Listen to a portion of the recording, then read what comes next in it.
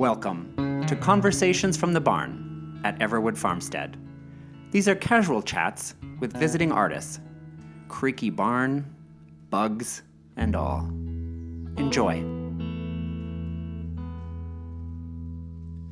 Hello, this is Chris Everett with Conversations from the Barn. I'm here with Bill Underwood. This evening, we are with Kristi Cole and Max Coker from Brooklyn. You've been with us this week on retreat, and it has been a joy to witness what you two have been up to. Hello and welcome. Hi, thanks, Chris. Thanks so much for having us this week. You bet. Tell us about your week. You first, Kristi. Sure. It has been a whirlwind. It has been beautiful. It's been productive, restful, really just, I think fulfilling is the right word for thinking about what this week has been. It's been a week of taking things inside of my brain and inside of my imagination and actually being able to bring them to life and explore them and play. So it's been really special. I haven't had the space to explore this idea at this capacity until I came here. I just didn't have the physical space or the infrastructure to do it. So it's been really satisfying. Yeah, we've been able to come in and occupy a space that's just totally inaccessible to us at home, and build out a system that really works for us. Yeah. Kristi, you mentioned exploring this idea. This is the one time it's sad that this is just a podcast and not something more visual, because this is the first time I've seen the barn this week, and I am knocked out. And for those who have been here many, many times, you've never seen this 100-year-old barn being used in this manner. Can you just describe the space and what you've done to the space for the listener? Sure. So if you've been here before, you've probably come, and there are all of these beautiful antique chairs spread out throughout the barn. And so we pushed all of those to the side. We cleared out the space really to make it a super raw, open space. And 6 of the 8 columns, I have strung 300 feet of clothesline to create a web of different angles and directions. And that's something that I, as the performer and choreographer, have been playing with and dancing through and under and pushing and pulling, falling and flailing all over it, trusting it, and it just completely dropping me to the floor or getting caught around my feet. And then we've also worked to string up across the columns different screens of different sizes that we are able to project onto. So essentially we've created an instrument with the string that reacts to my body and my movements. And then we also have another world of visuals that Max has really been creating and building for the work. Mm-hmm. Yeah, so the string is an interesting performance device, but it also carries a performative quality. It's capable of turning any space into an acoustic instrument, and we are very excited about the idea of picking up the web and translating the vibrations into impulses for performance with a sound and video. And the space itself, in a video sense, can also become, and has this week, become almost like a camera, like a feedback loop. We can pick up projection from the screen and send it back onto itself, and with Kristi's movement in the middle, that becomes a living painting. And the sound, the vibrations from the string, that changes the whole thing. There's a way to make things happen. It's sounds insane. Yeah. It's very visceral. The idea is to evoke something from the audience, right? To bring them into my experience as the performer in the midst of all of it, right? That eventually people's faces and bodies will actually be picked up on video, and they'll have to sit with seeing themselves as being a part of the performance too, and then having all the sounds amplified. We're just taking my experience and making it more accessible for people to relate to it and hopefully like really resonate with the work. We were really fascinated with your application. We were moved by your work to begin with. But the idea of the choreographer and lighting, visual, sound designer coming together to create something, we've been curious to see how that manifests. And it's manifested in an extraordinary way because, truly, you have turned the barn into an instrument in its fullest sense. And that dance between your two disciplines it's really interesting.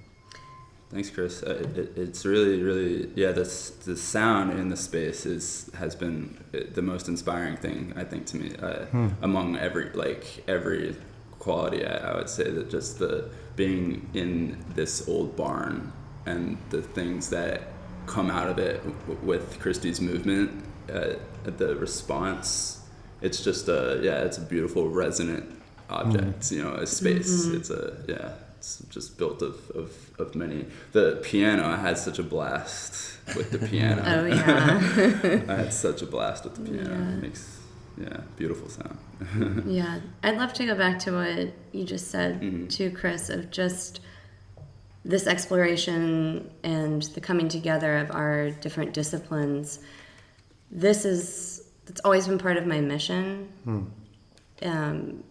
Of my company, which I started in 2019, which was Kristi Cole Guests, which the whole idea was that I would be able to bring in people with different perspectives, different backgrounds, different capabilities, and that we could create something together. And this is the most fully realized version of that vision. This is the largest scale that I've been able to really do that. So thank you for having us and giving us the space and giving us the freedom to just come in here and completely transform the barn and play. Yeah. It was like, wow, they really trust us. Yeah. This is awesome. Yeah. So thank you for that. Yeah.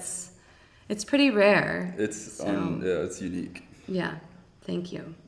It is the perfect way to launch the next phase of the artist retreat. For many, many years, it was a single experience with artists staying in basically a one-bedroom, one-bath space. And so for us to open up this space now, that was the hope was, in some cases, it might bring two unknown artists together and see what manifests from that. But it also allows for a collaboration like this, a known collaboration, to come together, because it would have been difficult, I think, for the two of you to do that in the other space. So it's really exciting for us to see that, the vision, if you will, manifest this week. That's Definitely. been the most exciting for me, and aside from the utter transformation of the barn. Yeah. We'll put it all back, I promise. We have that in our schedule for tonight, our teardown. So. Yeah. Yeah, later we'll be doing kind of a final demonstration with what we are with everything that's set up currently. Yeah. There will be capturing all the work that we have done so we can document it, actually see what it looks like from the outside, and keep working on making this piece fully realized. Like all of the elements coming together. What are the next steps in the process? Great question. So we are in conversation with a space in Brooklyn, that we are dreaming of doing the work at, and basically having 2 months of rehearsals, doing tech residency and choreographic residency to like build the piece in that space. It won't be as nice as this because the opportunity to like leave your work and just come back to it is rare. Like you have to tear everything down, you have to put it away. Every day. Probably, yeah, because other people are in and out of the space all the time. There's like hard ins and outs, and that's difficult. But this was great to be able to have this time so that when we get into that space, hopefully in January, we're able to know exactly, we have already figured out everything we needed to know, and we arrived to the space just ready to put it into action and make this fully realized thing. And then we'll have 2 evenings, maybe more, of performances at the end of that to share. And the space we're working with also is really adamant that we work with them. They're both like video and visual artists as well. So they want to create like a living document with us that we'll co-produce with them. That will be an archive of the entire work and to sort of show what kinds of things happen in their space. Like a video production type. Yeah, it's a video. That hopefully the idea is that they're filming live and then they'll be taking that and editing it, but we can create the work with that in mind. So where the cameras are placed will be very intentional, kind of pulling the cameras in as other viewers, because that's ultimately what they are, right? So creating just another way for the work to live and breathe outside of a live performance. Tell us about the theme of this particular work. Sure. So the theme is shame, and it really started as my experience of shame as an AFAB queer person. An AFAB is assigned female at birth, and as someone who is sort of in the center but leaning towards more femme identifying, I felt a lot of shame even from straight culture and even queer culture, and feeling this constant need to perform a certain way or edit myself. And I think as things started to open up in the pandemic and I was re-entering my life, I felt that really exacerbated, and I felt incapable of being my authentic self and feeling really comfortable in that. And I've been doing a lot of research on shame, chronic shame, from like psychologists, and like Brené Brown has a lot of great work on shame. And so this work is diving into that, not to be all doom and gloom, but to really look at the pressure that I think our society puts on us to act and behave a certain way, to please others. The working title is High Functioning Pleaser.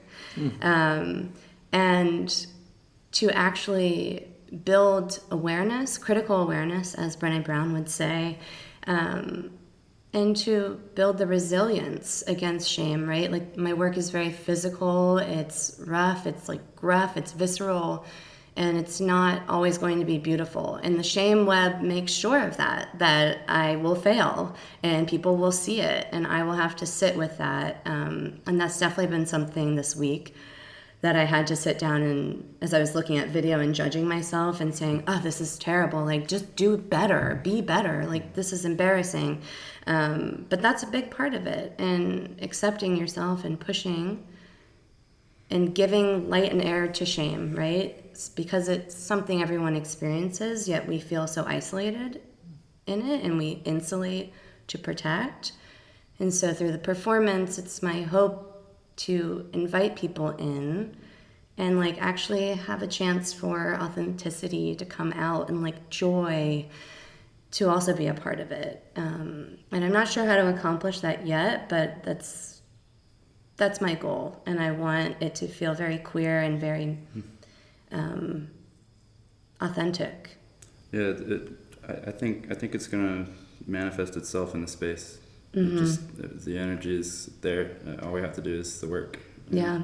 And every time I get in there and I am in the web, it is an experience. Every time it's research. And when we document today with the cameras on me, I'm sure things are going to come out that have not yet. And that's the beauty of adding extra eyes or adding the inability to basically be like, stop, I have to be present. You can't stop. The moment is now. You have to keep going. And when you have that level of commitment in your brain and your body, that's when it gets magical. Well, and there's going to be a whole other level when you have an audience, not only watching live, but watching each other, watching themselves watching, and literally a part of this piece now. It's a whole other web you're adding to it. Yeah. It's all the webs and all the shame screens. And I was reading so much and getting a ton of imagery, and that's basically how this world came to be. And there was another iteration I did after the film, which also explored this concept, but I think from a different lens. And Max and I were, really Max was like, that's amazing. The rope is incredible. Like, it really has its own, like, we should use that as an instrument. And I was like, yeah, you do that. Great. I don't know how to do that. But if you can, I would love that. And he did, which is amazing. So thank you, Max. He's been working so hard this week, putting it all together. Yeah. How did the two of you start to collaborate together? What's the origin there? We met at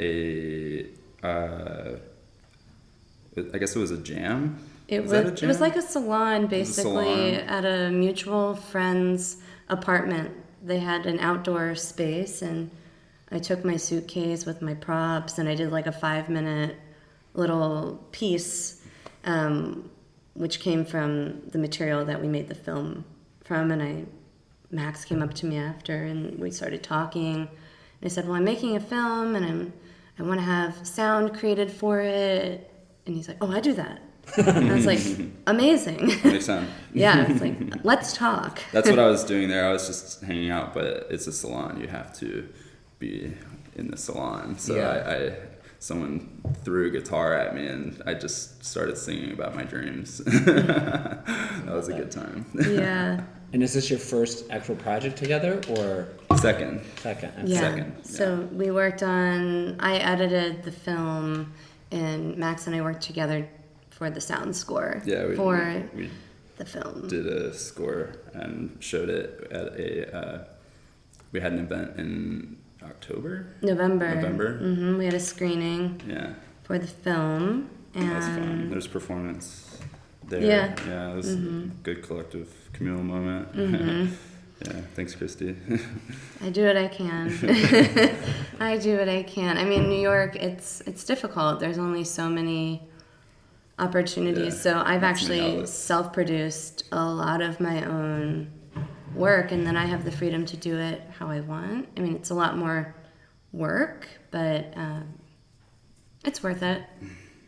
The work is made to be seen and felt and experienced. So, and I love film too, and that's what makes me really excited about the show we're going to do in 2023 and having it filmed, is that it gets to have another life, because performance is ephemeral, and that's beautiful and it's fleeting.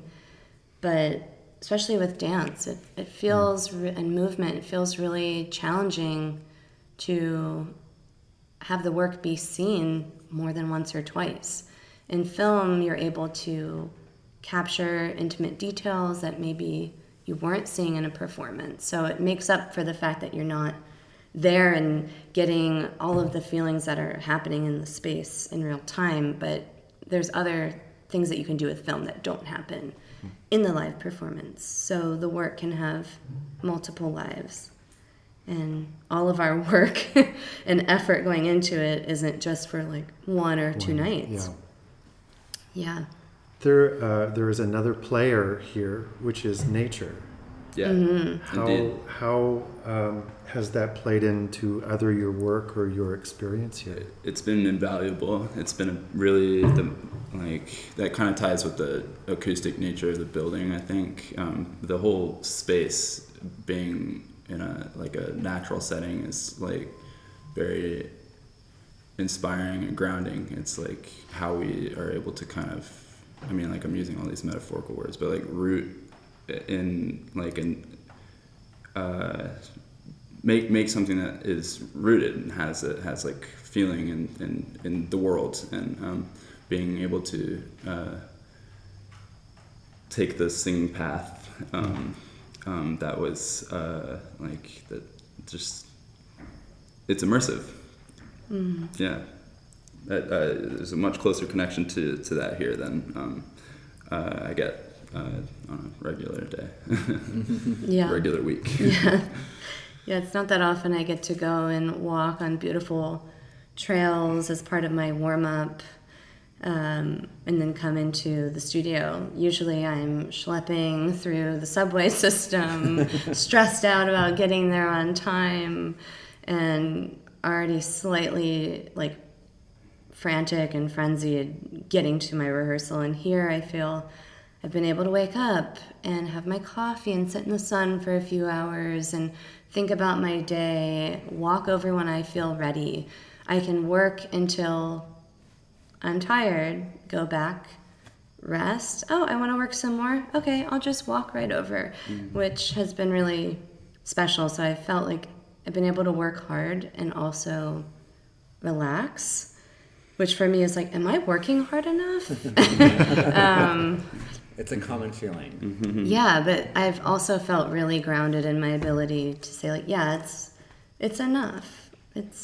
I've done a lot, and I'm also here for a retreat, so I can relax a little. You also get to ask yourself, am I resting hard enough? Yeah. True. This is true.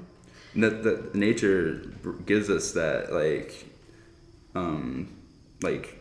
window to thinking things like that, like in a high pressure environment that's largely that's just structured to be productive, as efficient as possible. That's your focus, but out here it's you're reminded that you're a creature and you're of the same as your neighbors are the wild around you, The chipmunks, Yeah.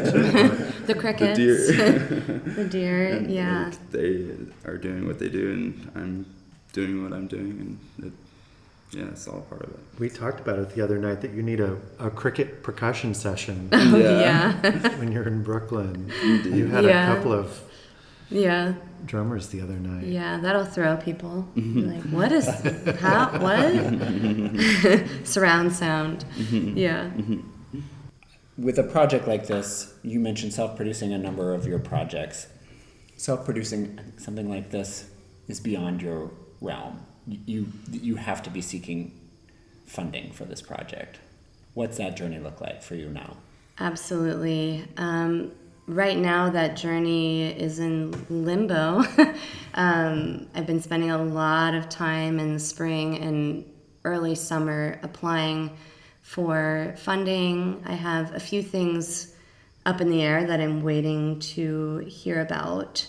But yeah, it's definitely a lot of grassroots fundraising. We're going to be putting together documentation of the work that we've done here as something to show. And give people an idea of what this work is and what its potential is. But we're always looking for extra support, and that can be done on my website. It's www.kristicole.com/support. And I am fiscally sponsored, so tax-deductible donations can be made there of any size. And that goes directly into supporting this work. We have a pretty large budget. I've been working on that And it's about over $12,000 as of now. And that's not even with Max's notes on what other tech stuff he needs after this. Yeah. So it's a big budget, but I am someone who likes to make things happen. So we're going to move forward and we're going to make this work a reality one way or another. I'm determined, and this work needs to be shared. So if anyone feels compelled to support us, it will definitely help us get there one way or another.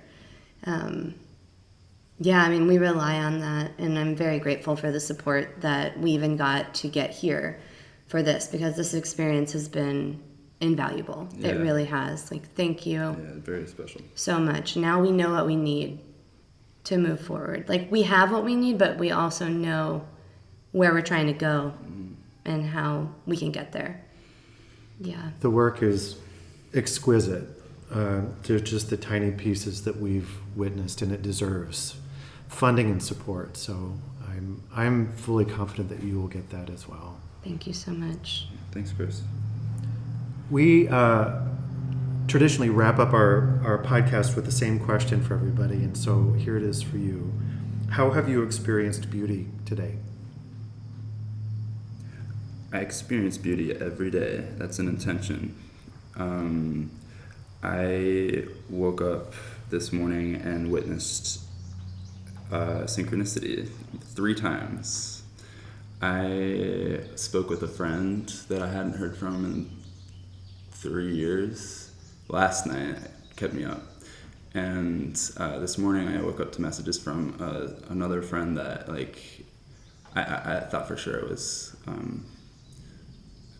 like there must have been some overlap. Like they were all, everybody was talking or something, but it was just people from across the world that are special to me that I haven't spoken to in a long time are like present. And then the rain, that was a beautiful thing, the way it opened up in the afternoon. Mm-hmm.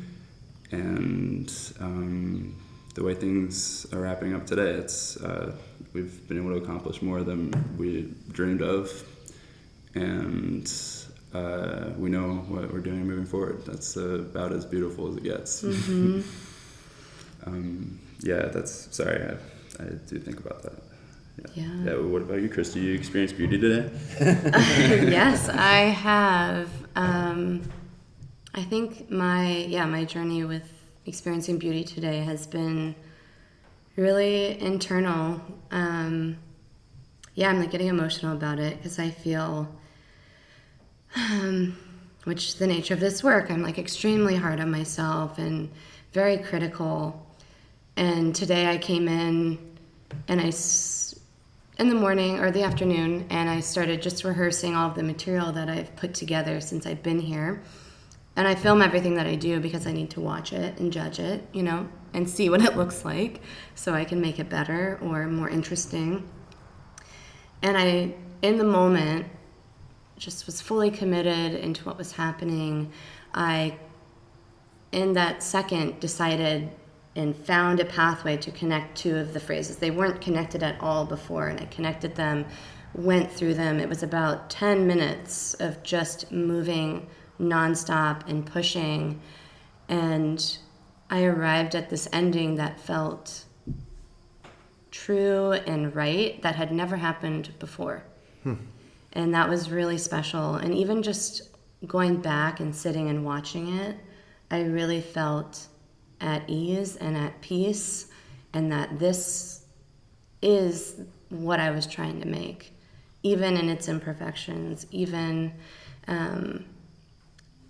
though it is segmented and it's not put together yet, that I really feel that it's finding its path, and that I am happy with that, and that is really special. And I'm feeling proud of myself and what we've done, and yeah, that's just a beautiful thing to feel. So thank you. We're proud of you too. Mm-hmm. I'm amazed by you. I'll end with that. Yeah. It is amazing. I wish people could see. We have photos. Yeah. We will share our documentation with you and for anyone who wants to see it. Definitely. Yeah. Thank you for joining us this week, and safe travels home. Yes. Thank you guys. Thank you. Yeah, it's been really great. Please stay in touch, and we're excited to see how this comes to life and where it goes. Yeah, definitely. I want to also make another plug on my website. I think under like upcoming shows tab, you can subscribe to my newsletter. So I don't send it out very often, but occasionally we'll get updates, and especially with this big production coming up. So if you're interested, you can also follow along with what we're doing there. We're also on Instagram at KRISTI Cole Guests. You can find us there. Yeah. Fantastic. Thank you very much. We're so glad you said yes. Good to know you. Thank you for having us. Good to know you guys. Yes. Good to know you guys.